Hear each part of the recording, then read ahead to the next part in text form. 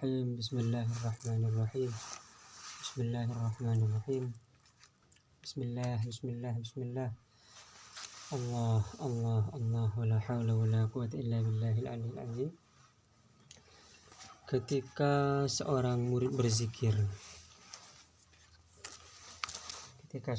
berzikir karena Allah Subhanahu wa taala, dia menghimpun seluruh kesungguhannya untuk berzikir karena Allah Subhanahu wa taala, maka di dalam hatinya dia memiliki cahaya Allah Subhanahu wa taala.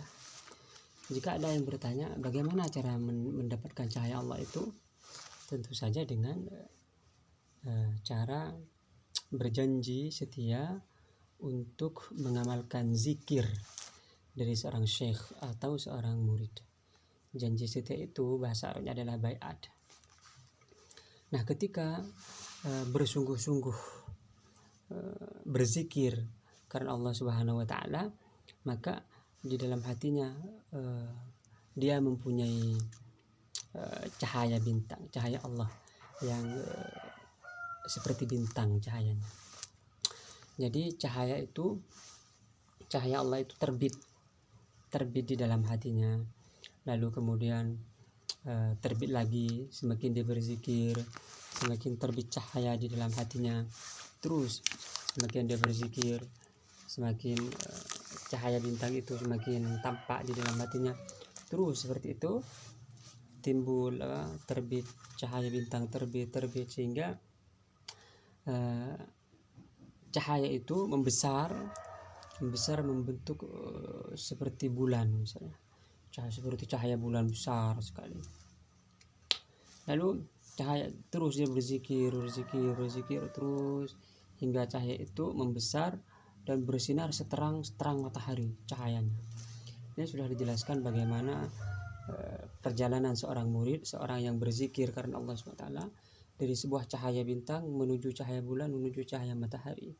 Jadi kalau masih secahaya bintang, berarti dia masih jauh dari cahaya itu.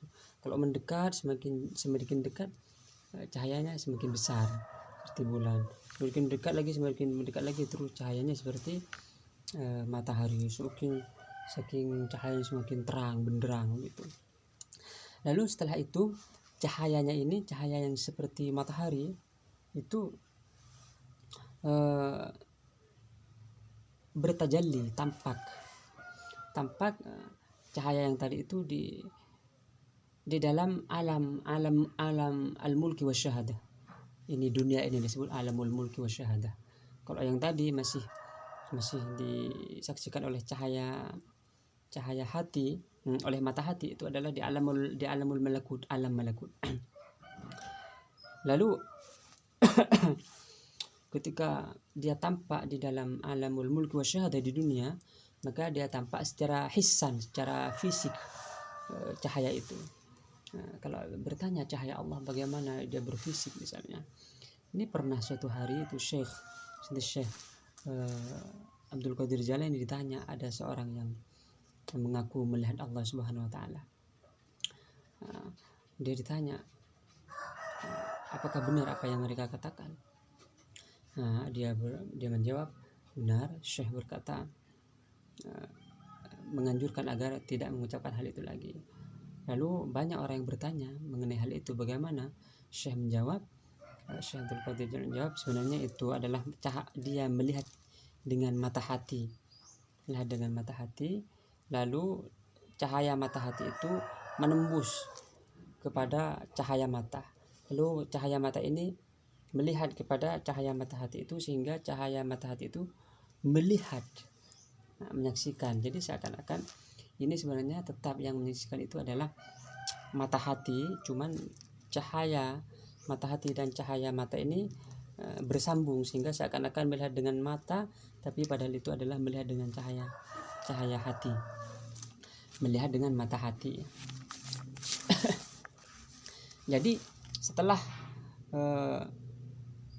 cahaya itu disaksikan secara hissan, secara fisik, secara indrawi, mahsus, maka bisa jadi cahaya itu dalam keadaan qabdu atau bastu, atau jalal dan jamal adalah sebuah kondisi. Kalau jalal ini sebenarnya sudah disebutkan sebelumnya. Lalu seandainya kita melihat cahaya itu secara hakikatnya, kita ini tidak mampu memikul penglihatan terhadap cahaya itu secara hakikatnya. Jadi ini kita menyaksikan hal itu karena sebab rahmat Allah Subhanahu wa taala. Jadi kita menyaksikan cahaya itu sebagai bentuk istimbat, atau kita memahami itu sesuai kadar akal kita, sesuai kadar hati. Jadi Allah Subhanahu wa taala bertajalli kepada hati seorang mukmin itu sebagai rahmat dan kasih sayang kepada kita sesuai kemampuan jiwa kita, sesuai kemampuan hati. Kalau secara hakikat tentu tidak mungkin, tidak bisa.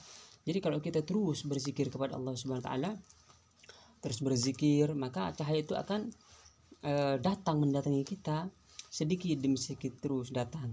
Jadi cahaya itu bisa diungkapkan misalnya dia seperti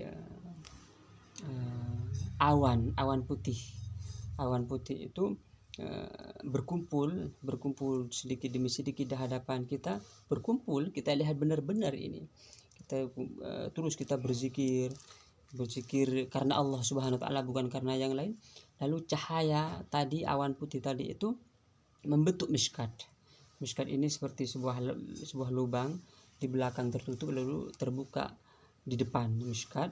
Lalu di dalam miskat ini sudah bertajalli sebagai miskat, kamiskatin fiha misbah, seperti miskat. Di miskat ini ada misbah, ada lampu. Lalu kita berusaha mendekati lampu itu. Jika ada yang bertanya bagaimana cara mendekati dan apa yang sebenarnya terjadi ini, kok ngomong seperti gak bisa dipahami. Ini dalam musyahadah. Baik seorang murid itu memejamkan kedua matanya atau dalam keadaan mata terbuka di ruangan yang gelap misalnya. Terus kita berusaha mendekati lampu itu walaupun setiap kali kita mendekati lampu itu kita ini terbakar. Kita dekati lampu itu kita terbakar, tetapi kita mengetahui bahwa lampu itu adalah sumber kehidupan.